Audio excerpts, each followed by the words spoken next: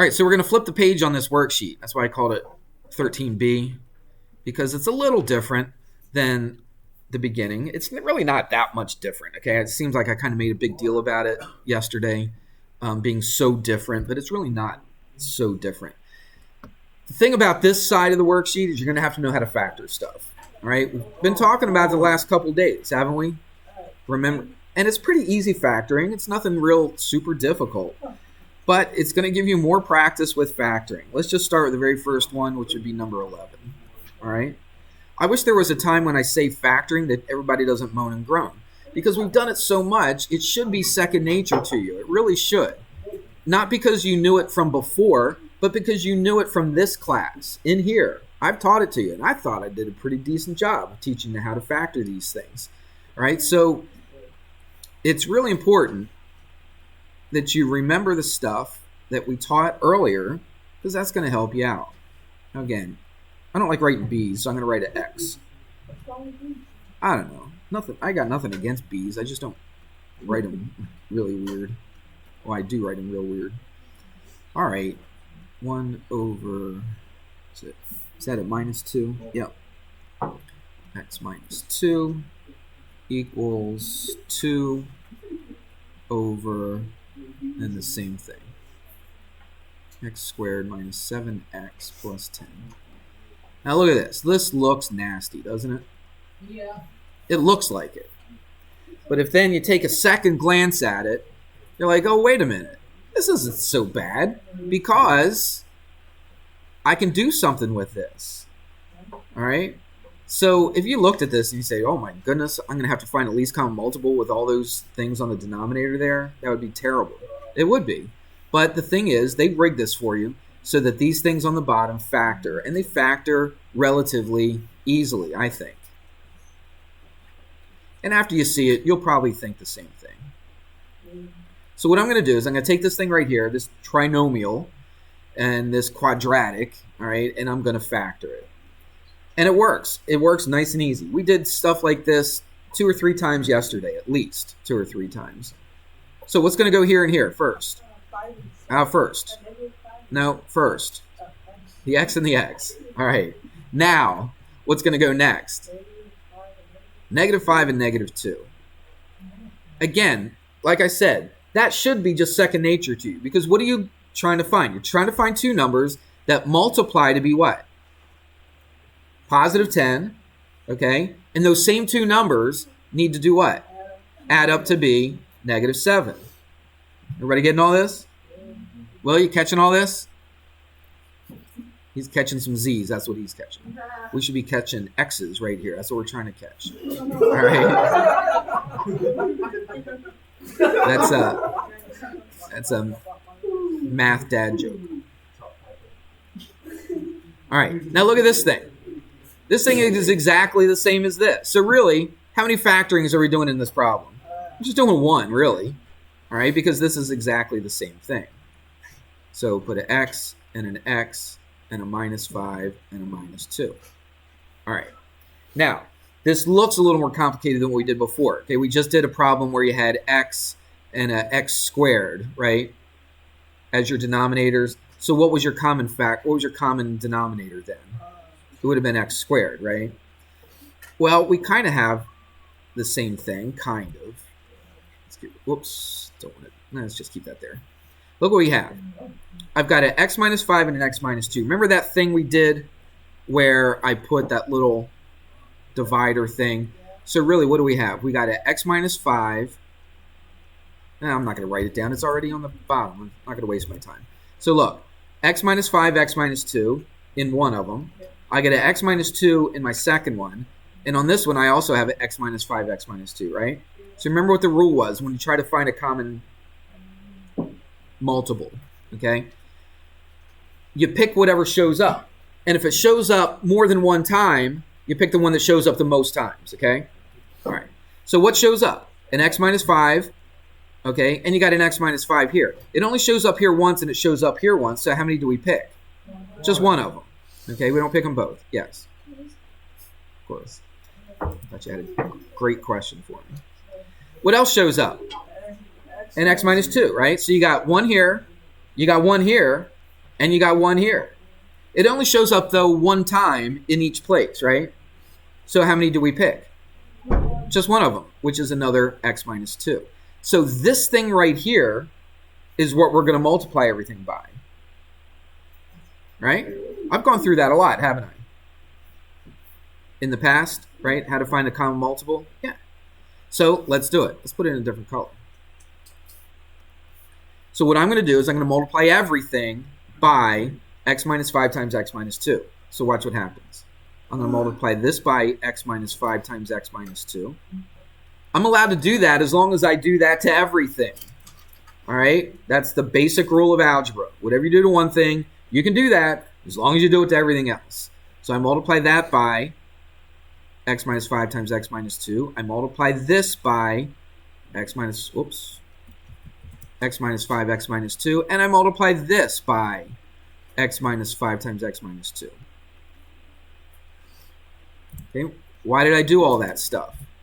I did that so I can cancel out my denominators. That's the whole reason why we're doing this. So we can get rid of those denominators. Look what happens. What cancels here?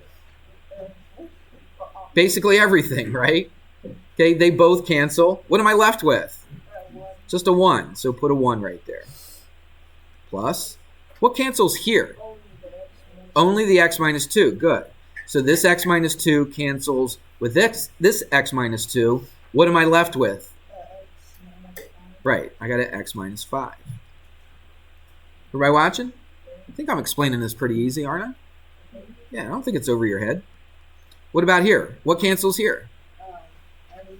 Everything again, right. This x minus 5, x minus 2 cancels with this one on top. What am I left with? A 2. And now it couldn't be easier, could it?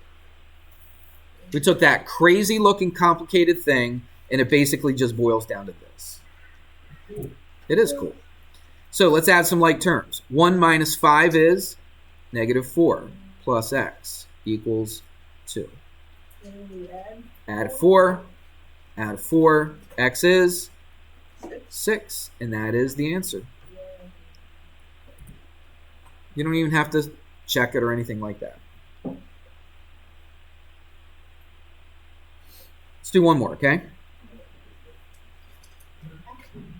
Let's do 19. Let's jump all the way down. The next to last one. The factoring is a little bit different on this one. It's actually, tell you the truth, a little bit easier. Not that factoring was hard. I think that factoring was kind of nice. How you doing on the factoring? Are you getting the hang of it now? I hope so. That trinomial factoring anyway? All right, 19. Again, they put a V. I like X, so I'm going to use X. X squared plus 3x equals 1 over x plus 3 minus x minus 5 over x squared plus 3x.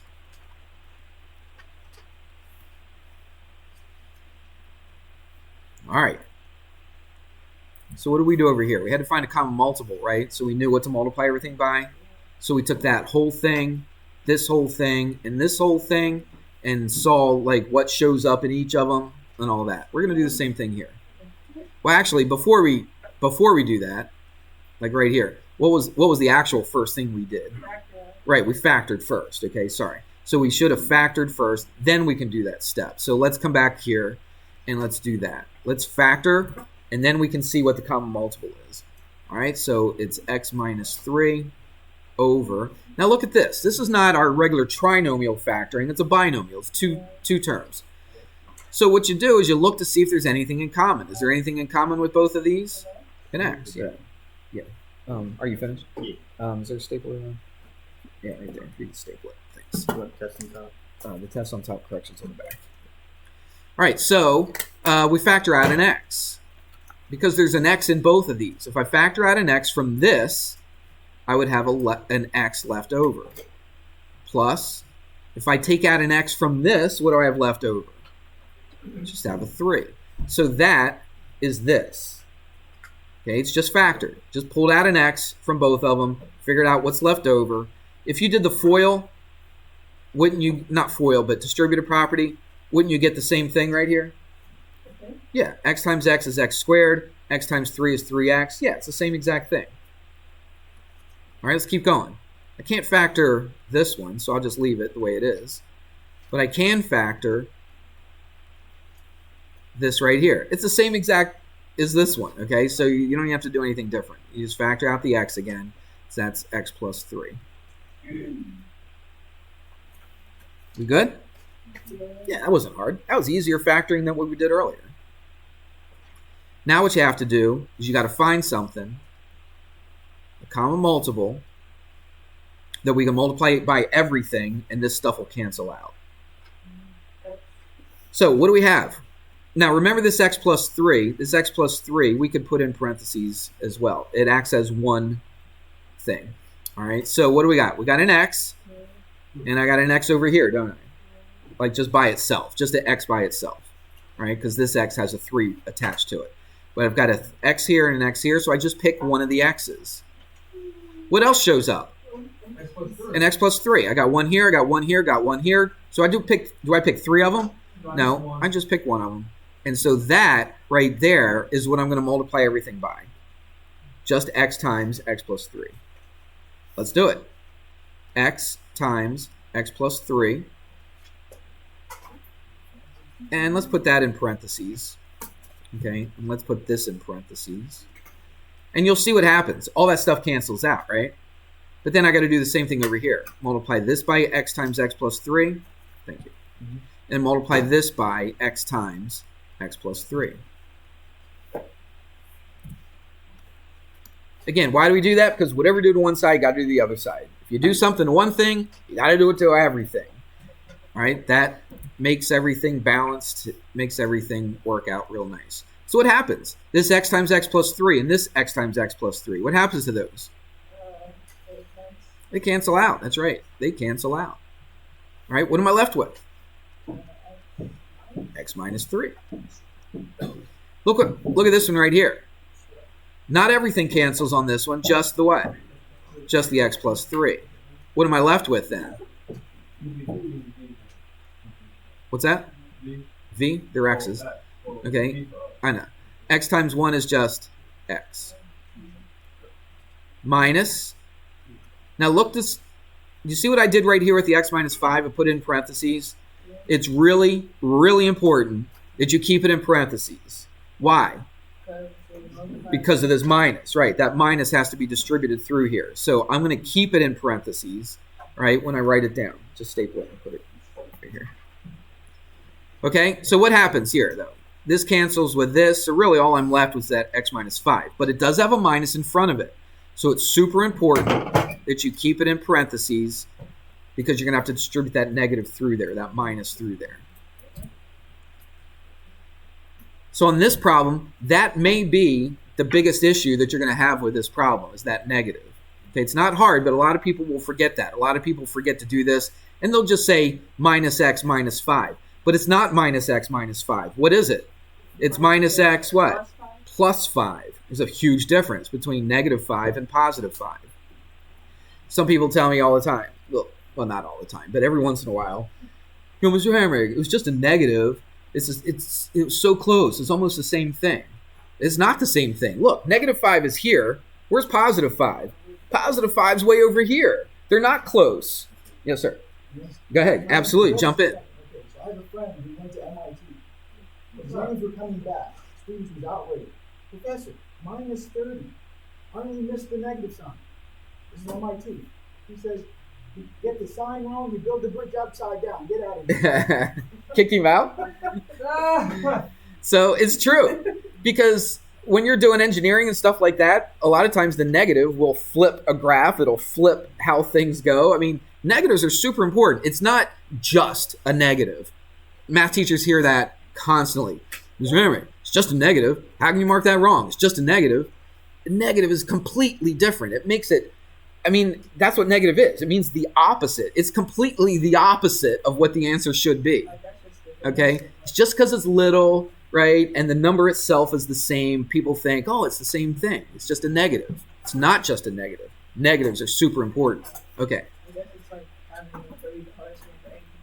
There you go. That's exactly right. It's like having positive 30 or negative 30. What's the difference? Positive 30 means you got the money and you can spend it. Negative 30 means you owe the money to somebody else and you got to give them 30 bucks. There's a big, big difference. Wouldn't you agree? Yeah. Yeah. All right. I've said enough. Here we go. This is going to be what? Negative x plus 5. Okay? Look what happens here. I got an x minus x. What happens to that? That's just a 0. So the math works out pretty easy after I got rid of all those denominator things. Add a 3, add a 3. X is 8. And there it is. Just like that. Well, my goodness, I've done 2 out of the 10, right? So now you only have to do what? 8 problems? And I think I covered them all. I don't think any of the other ones are any more difficult or anything like that. Okay, I picked the 2 that I thought you would need to know to do this. And that is that. Everybody good? Yeah. All right, so finish this up. I'm going to take it on Monday. If you're not here on Monday, I'll take it on Tuesday.